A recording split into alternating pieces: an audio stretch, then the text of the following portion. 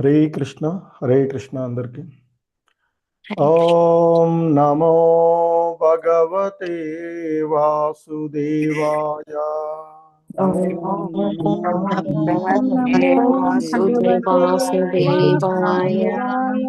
ఓం నమో భగవతే వాసుదేవాయ.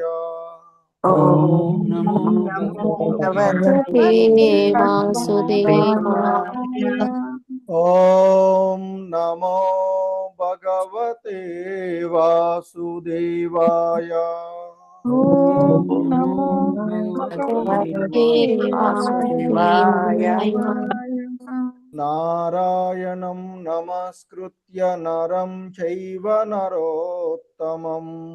నారాయణం నమస్కృత్య నరం చైవ నరోత్తమం. దేవీం సరస్వతిం వ్యాసం తతో జయముదీరయేత్. దేవీ సరస్వతీ తతో జయముదీరయేత్. నష్టప్రాయేష్వభద్రేషు నిత్యం భాగవత సేవయా.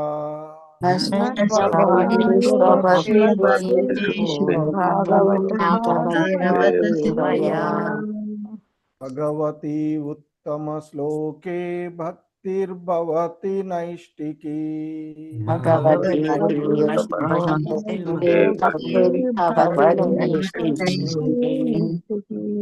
హరే కృష్ణ. సో ఈరోజు శ్రీమద్ భాగవతము షార్ట్ క్లాస్కి అందరికీ కూడా ఇస్కాన్ శ్రీ శ్రీ రాధా గోవింద ఆలయం తరపున స్వాగతం సుస్వాగతం. హరే కృష్ణ. సో ఈ దీనిలో మనము శ్రీమద్ భాగవతము మొదటి స్కందము 6వ అధ్యాయంలోని 36వ శ్లోకము ఈరోజు చూస్తూ ఉన్నటువంటిది. హరే కృష్ణ. సర్వం తదిదమాఖ్యాతం యత్ పృష్టోహం త్వయా నఘ జన్మ కర్మ రహస్యం మే భవత్యాత్మతోషణం. ఓ వ్యాసదేవా, నీవు సర్వపాపముల నుండి విడివడిన వాడవు. ఈ విధంగా నీవు అడిగినట్లు ఆత్మానుభవ విషయమున నా జన్మ కర్మల రహస్యమును నీకు వివరించియుంటిని. ఇదంతయు నీ ఆత్మానందమునకు కూడా దోహదము కాగలదు. హరే కృష్ణ. సో ఇది ఈరోజు శ్లోకము, దాని యొక్క భావము. హరే కృష్ణ. ఓం అజ్ఞానతిమిరాంధస్య జ్ఞానాంజనశలాకయా చక్షుర్మిలితం యేన తస్మై శ్రీ గురవే నమః. శ్రీ చైతన్య మనోభీష్టం స్థాపితం యేన భూతలే స్వయం రూపః కదా మహ్యం దదాతి స్వపదాంతికం. వందేహం శ్రీగురో శ్రీయుతపదకమలం శ్రీగురూన్ వైష్ణవాంశ. శ్రీరూపం సాగ్రజాతం సహగణ రఘునాథాన్వితం తం సజీవం సాద్వైతం సావధూతం పరిజన సహితం కృష్ణ చైతన్యదేవం శ్రీ రాధా కృష్ణ పాదాన్ సహగణ లలిత శ్రీ విశాఖాన్వితాంశ. నమా ఓం విష్ణుపాదాయ కృష్ణ ప్రేష్టాయ భూతలే శ్రీమతే భక్తి వేదాంత స్వామిన్ ఇతి నామినే. నమస్తే సారస్వతే దేవే గౌరవాణి ప్రచారిణే నిర్విశేష శూన్యవాది పాశ్చాత్యదేశతారిణే. జయ శ్రీకృష్ణ చైతన్య ప్రభు నిత్యానంద శ్రీ అద్వైత గదాధర శ్రీవాసాది గౌర భక్త వృంద. హరే కృష్ణ కృష్ణ కృష్ణ హరే హరే, హరే రామ రామ రామ హరే హరే. సో శ్రీమద్ భాగవతము మొదటి స్కందము 6వ అధ్యాయమైనటువంటి నారదుడు మరియు వ్యాసదేవుల వారి మధ్య జరిగినటువంటి సంవాదము మనము చూస్తూ ఉన్నటువంటిది. సో ఈ క్రమంలో మొదట వ్యాసదేవుల వారు దేవర్షి నారదుల వారి యొక్క పూర్వజన్మాన్ని చెప్పినప్పుడు సో ఏ విధంగా ఆయన యొక్క అంటే ఆ భగవంతునితో ఆయన చేసినటువంటి ఆ జన్మ కర్మ రహస్యాల గురించి వివరించమని అడగడం ద్వారా ఆయన తనకు సంబంధించినటువంటి విషయాలను ఏ విధంగా ఆధ్యాత్మిక పరిపూర్ణతను అతను సాధించాడో తెలియచేస్తూ ఉన్నటువంటి క్రమంలో ఆయనకు సంబంధించినటువంటి భగవంతుడితో తనకున్నటువంటి సంబంధాన్ని అంతా కూడా ఆయన వివరించి చివరిగా ఆయన చెప్తాడు. సో ఆ భగవంతుని యొక్క లీలల వర్ణనము అనేటువంటి నావ ద్వారా భవసాగరమును నేను సులభంగానే దాటగలిగాను. నిరంతర ఆ భగవంతుని నామస్మరణ ద్వారా ఆయన పొందినటువంటి అంటే ఆ భవసాగరాన్ని ఆయన సులభంగానే దాటగలిగాడు అనేటువంటి విషయాన్ని ఆయన ఏ విధంగా అయితే అనుభవపూర్వకంగా తెలుసుకోగలిగాడో ఆ విషయాలన్నీ కూడా వివరించినటువంటిది. సో ఆ విధంగా ఆ విషయాలను తెలియచేసిన పిదప మరి ఆయన ఇంకా అంటే భక్తి మాత్రమే, భక్తియుత సేవ ద్వారా మాత్రమే ఆ దేవదేవుడిని అంటే ఆ దేవదేవుని యొక్క అనుగ్రహాన్ని పొందగలము అని ఇతర విధానాలు ఏవైతే ఉన్నాయో జ్ఞానమైన యోగ విధానమైన, ఎందుకంటే యోగ విధానము ద్వారా ఇంద్రియ నిరోధము, ఇంద్రియాలను నియంత్రించుకోవడము, అభ్యాసం చేయడము, అది కోరికలను కామమును కలతల నుండి కొంత ఉపశమనాన్ని ఇవ్వగలిగినది అయినప్పటికీ కూడా ఆత్మ సంతృప్తిని పొందడానికి, ఆత్మానందాన్ని పొందడానికి అది సరిపోదు.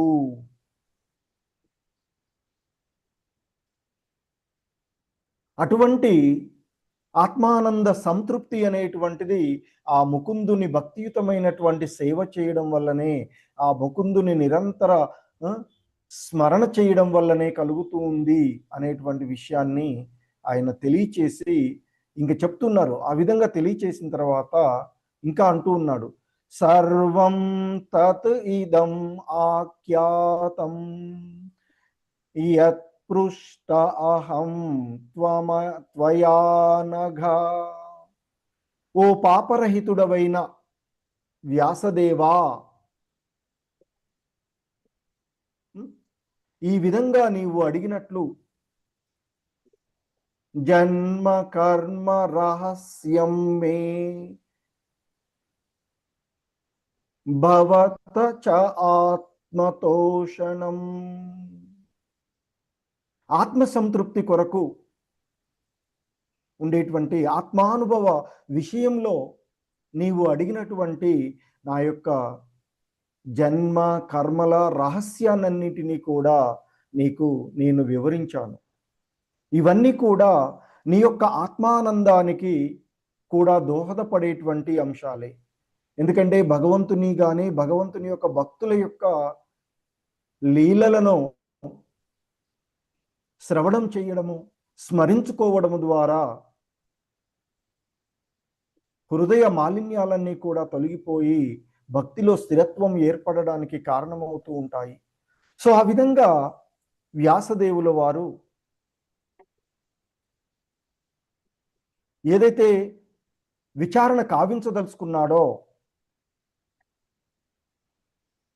ఆ విచారణలను దేవర్షి నారదుల వారు ఆయన యొక్క ప్రారంభ దశ నుండి ఏ విధంగా ఆయన భక్తియుత సేవలో ప్రారంభమయ్యారు, చాతుర్మాస్య సందర్భంలో భాగవతుల యొక్క సాంగత్వం ఏ విధంగా లభించింది, వారి యొక్క సాంగత్వం వలన వారి నుండి వారి యొక్క అనుగ్రహము, వారి యొక్క కరుణ ఏ విధంగా లభించింది అనేటువంటి విషయాల నుండి తాను ఏ విధంగా సశరీరంగా ఆధ్యాత్మికమైన ఈ భౌతిక శరీరాన్ని ఆధ్యాత్మిక శరీరంగా మార్చుకోగలిగాడో అనేటువంటి విషయాల వరకు, ఏ విధంగా ఆయన ముల్లోకాలలో సంచరించగలుగుతున్నాడో, ఏ విధంగా ఆత్మారామ స్థితిలో, ఆత్మ సంతృప్తమైన స్థితిలో ఉండగలుగుతున్నాడో, ఆత్మానంద స్థితిలో అతడు ఉన్నాడో, ఈ విషయాలన్నిటినీ కూడా వివరించినటువంటిది.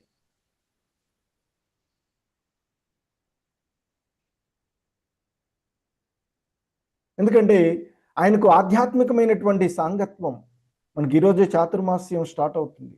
సో ఆ చాతుర్మాస్యం సమయంలో ఆధ్యాత్మిక సాంగత్వం ఆయనకి ఏ విధంగా లభించింది, ఏ విధంగా భక్తి బీజాలు ఆయన యొక్క హృదయంలో నాటబడ్డాయి, ఏ విధంగా మహాత్ముల నుండి శ్రవణం చేయడం ద్వారా ఆ బీజాలు నాటబడి అవి మొలకెత్తి వృద్ధి చెందాయో, ఆ శ్రవణ ఫలితము ఏ విధంగా అతన్ని ఈ భౌతిక బంధనాల నుండి వైరాగ్యానికి కారణమైందో. ఎందుకంటే ఆయన ప్రారంభాన్ని గురించి వివరించినప్పుడు 5 సంవత్సరాల బాలుడుగా ఉన్నటువంటి వాడు. అదే సమయంలో మరి ఆయనకున్నటువంటి ఏకైక ఆశ్రయమైనటువంటి తల్లి కూడా మరణించడం. ఆ సందర్భంలో ఆయన ఏమీ కుంగిపోలేదు. అది భగవంతుని యొక్క అనువరంగానే భావించి ఆ అవకాశాన్ని అతడు భగవద్ అన్వేషణ కొరకు ఉపయోగించాడు. ఆ సందర్భంలో వాస్తవానికి మనకి భగవంతుడే తెలియచేశాడు భగవద్గీతలో, ఈ భౌతిక చర్మ చక్షువులతో భగవానుని దర్శించడం అనేది సాధారణంగా సాధ్యం కానటువంటి విషయం. కానీ ఆ చిన్న బాలుడుగా ఉన్నటువంటి ఆయనలో తీవ్రమైనటువంటి అభిలాష, ఆ భగవంతుణ్ణి దర్శించుకోవాలి అనేటువంటి అభిలాష ఆయనకు పూర్ణమైనది. శుద్ధమైనటువంటి భక్తియుత సేవను చేయడం ద్వారా ఏ విధంగా మనిషి ఈ కర్మ ఫలాలను అంతం చేసుకోగలడో, ఏ విధంగా ఈ భౌతిక దేహము నుండి బయటపడగలడో,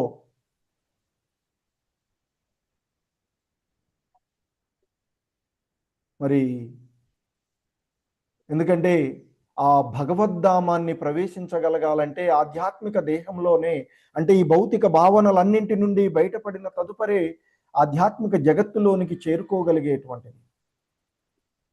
ఇక్కడ నారదులు వారు ఆ విధంగా ఆధ్యాత్మిక పురోభివృద్ధి చెంది ఆధ్యాత్మిక లోకానికి, భగవద్ధామానికి ప్రవేశించగలిగాడు. ఎందుకంటే కేవలము శుద్ధ భక్తులు తప్ప అన్యుడెవడు కూడా ప్రవేశించలేని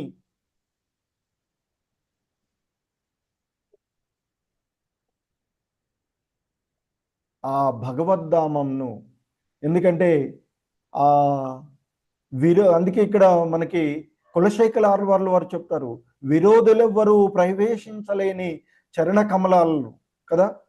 సో భక్తియుత భావన ద్వారా మాత్రమే చేరగలిగేటువంటిది.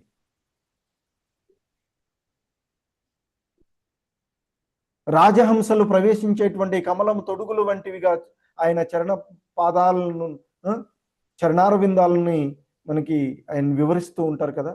సో అటువంటి మరి శుద్ధ భక్తులు తప్ప అన్యుడెవడును ప్రవేశించలేని భగవద్ రాజ్యంలోనికి ఆయన ప్రవేశించినటువంటిది.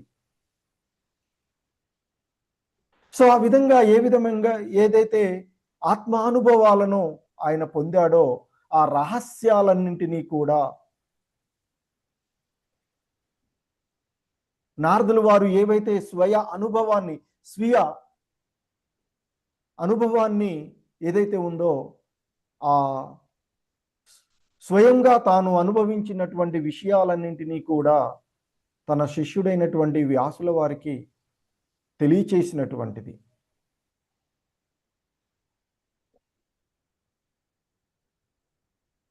సో అందుకే చెప్తూ ఉంటుంటారు, ఒక ప్రామాణికుడైనటువంటి ఆచార్యుడి నుండి, ఒక ప్రామాణికుడైనటువంటి భక్తుడి నుండి శ్రవణం చేయడం వలన మూల వేదాలలో కూడా తెలుపబడినటువంటి భక్తియుత జీవన ఫలితములు కొంతవరకు అవగాహనమవుతాయి అని చెప్తూ ఉంటుంటారు. అదే విశుద్ధ భక్తుల యొక్క సాంగత్వం. మనకు మనంగా తెలుసుకోవడానికి చేసేటువంటి ప్రయత్నాల్లో పొందలేనటువంటి ఫలితాలను కూడా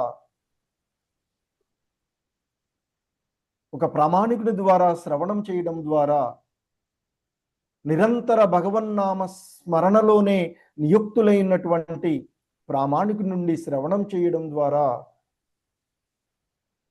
ఇక్కడ దేవర్షి నారదుల వంటి ప్రామాణికుడి నుండి శ్రవణం చేయడం ద్వారా, ఎందుకంటే ఆయన నిరంతరం కూడా భగవన్నామ స్మరణం యందే నియుక్తుడై ఉండేటువంటి వాడు.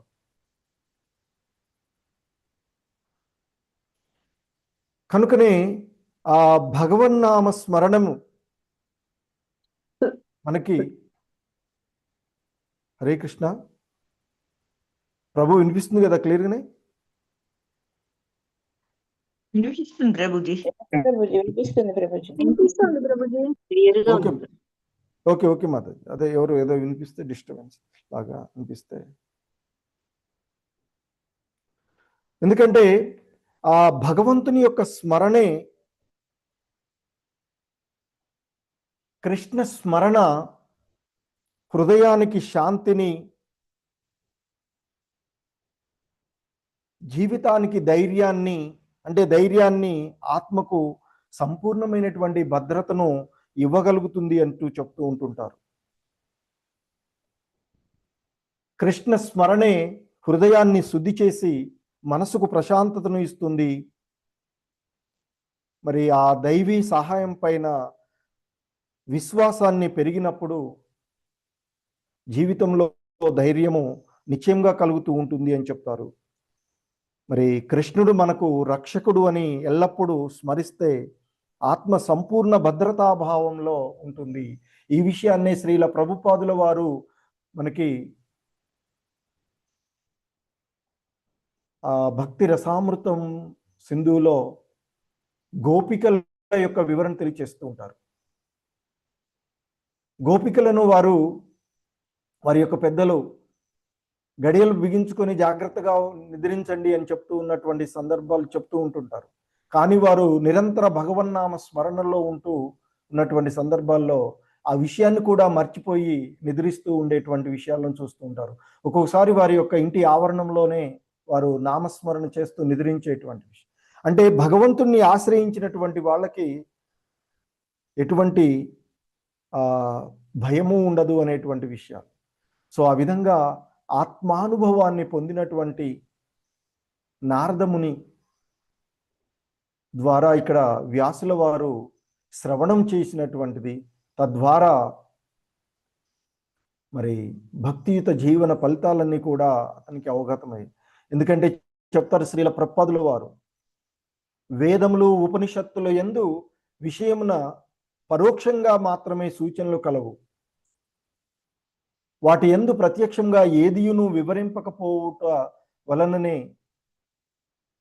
ఈ శ్రీమద్ భాగవతము వేదవృక్షపు అంటే పక్వ ఫలం, వేదవృక్షపు పక్వ ఫలము వర్ణించబడినది వ్యాసుల వారి చేత. ఎందుకంటే ఆయన అన్ని చేసినప్పటికీ కూడా హృదయంలో అసంతృప్తి ఉన్నది. ఎప్పుడైతే ఆ ప్రామాణికుడైనటువంటి నిరంతర భగవన్నామ స్మరణ యందే నియుక్తుడైనటువంటి నారదుల ద్వారా అవన్నీ కూడా శ్రవణం చేశాడో, ఆయనకి ఆత్మానుభవ ఫలితము పొందినటువంటిది. అందుకే అంటున్నాడు ఆయన, నారదుల వారు అంటూ ఉన్నారు, ఓ వ్యాసదేవా నీవు సర్వపాపముల నుండి విడివడిన వాడవు.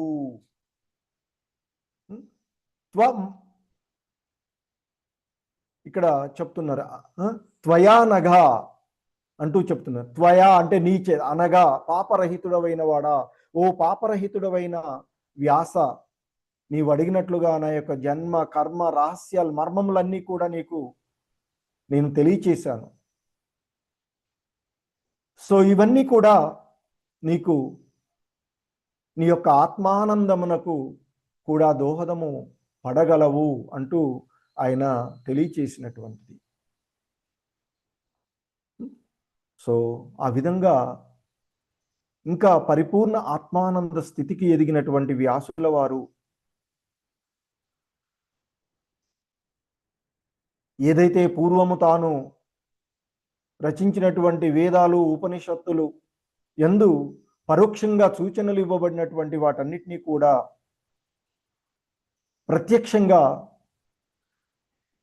శ్రీమద్ భాగవతము అనేటువంటి అమల పురాణాన్ని ఆ వేద వృక్షపు పక్వ ఫలముగా ఆయన వర్ణించడానికి దోహదపడినటువంటి పరిస్థితులను మనము ఈరోజు చూసినటువంటివి. హరే కృష్ణ. జగద్గురు శ్రీల ప్రభుపాదుకి జై. హరే కృష్ణ. ప్రభుజీ